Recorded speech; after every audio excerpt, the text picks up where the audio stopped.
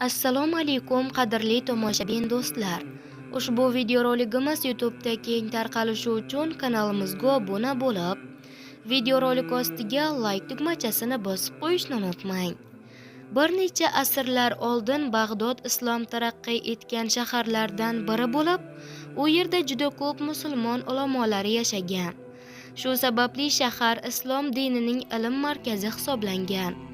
Kunlardan bir kun Rum podshohi Bag'dod musulmonlariga 3 savol berish amri bilan o'z elchisini jo'natdi. Elchi shaharga yetib borgach, xalifaga podshohning istagini bildirdi. Shunda xalifa shahar ulamolarini saroyga yig'ishni buyurdi. Elchi minbarga chiqib, men sizlarga podshohimning 3 savolini beraman. Agar unga to'g'ri javob bera olsangiz, u sizlarga ko'p mol va mulk va'da qilmoqda. Savollar quyidagicha: Birinchisi, Allohdan avval nima bo'lgan? Ikkinchisi, Alloh bir lahzada hamma yoqqa nazar sola oladimi? Uchinchisi, Alloh hozir nima qilyapti? Ulamolar orasida sukunat cho'kdi. To'satdan olomon ichida mayin ovoz eshitildi. Dadajon, ruxsat bering, men uning savollariga javob beray. Bu ovoz otasiga ergashib kelgan yosh bolaniki edi.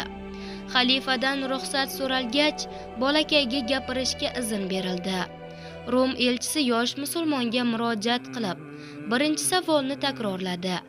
Allohdan avval nima bo'lgan? Bola bu savolga savol bilan javob berdi. Sanashni bilasizmi? Ha, dedi elchi. Unda 10dan pastga qarab sanang. Elchi 10, 9, 8 deya sanashni boshladi-yu, nihoyat 1 deb to'xtadi. Nega to'xtadingiz, dedi bola. Bir sonidan oldin boshqa son yo'q-da, dedi hayronlik bilan elchi. Oddiy bir sonidan oldin hech narsa yo'q ekan, qanday qilib yakka bo'lgan Allohdan avval bir narsa bo'lishi mumkin? U avval va oxir zohir va botindir. Elchi bu javobga hech qanday e'tiroz bildira olmadi va ikkinchi savolni berdi.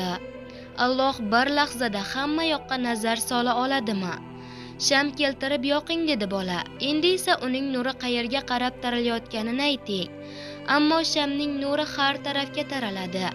Sharqqa, g'arbga, shimolga, janubga, aniq bir tomonni aytish mushkul, deya hayrati ortdi elchining. Agar yaratilgan nur har tomonga taralar ekan, uning yaratuvchisidan nima kutmoqdasiz? Alloh osmonlar va yerning nuridir, xitob qildi bola. Elchi o'z ko'zlariga ishonmasdi. Qarshisida turgan bu kichkina bolakayning donolik bilan berayotgan javoblari uni lol qoldirdi. Mushkul ahvolga tushgan elchi oxirgi savolni berishga og'iz juftlagan edi hamki, bolakay uni to'xtatdi. Siz mening o'rnimga tushib, men esa minbarga chiqishim adolatdan. Savolingizni hamma eshitdi. Endi mening javobimni ham hamma eshitsin, dedi. Elchi bu taklifga rozi bo'ldi va minbardan tushib, 3-savolini takrorladi. Alloh hozir nima qilyapti? Alloh hozir minbardan bir yolg'onchi shakkokni tushirib, uni hammaga kulgi qildi. Allohning borligiga va birligiga ishongan mu'minni esa yuksaltirib, tiliga hikmat solib, haqiqatni bayon qildirdi. Alloh hamma narsaga qodirdir. Mag'lub elchi bu so'zlardan so'ng isnod bilan o'z shahriga qaytib ketdi. Bola esa islom olamidagi eng buyuk olimlardan biri bo'lib yetishdi. Alloh uni go'zal hikmat va dinni chuqur tushunish iqtidori bilan taqdirladi.